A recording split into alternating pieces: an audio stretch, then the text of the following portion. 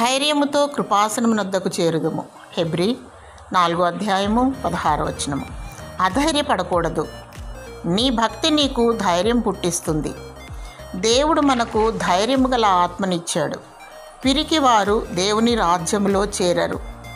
దేవుని సన్నిధిలో సమయము గడిపినప్పుడు, దేవుడిని ఆత్మతోనూ సత్యముతోనూ ఆరాధించినప్పుడు ధైర్యము చేకూరుస్తాడు. ప్రతిరోజు ప్రభువైన యేసుక్రీస్తుతో సహవాసము చేయాలి. ఆయన సన్నిధిని అనుభవించాలి. అనేకుల కొరకు, సమస్త భూప్రజల కొరకు, గొప్పవారి కొరకు, అనారోగ్యుల కొరకు, శత్రువుల కొరకు, సొంతవారి కొరకు ప్రార్థనా విజ్ఞాపన చేయాలి. మానక దేవుని కృపాసనమునొద్దకు చేరాలి.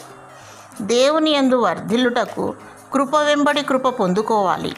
ఏ సమస్య, కష్టము, నష్టము వచ్చినా దేవుని స్తుతించు, గంతులు వేయాలి. నీ దేవుడు సమస్తము చేయుటకు సమర్థుడు. దేవుడిని దయగల ఆత్మను దయచేయునుగాక. ఆమెన్.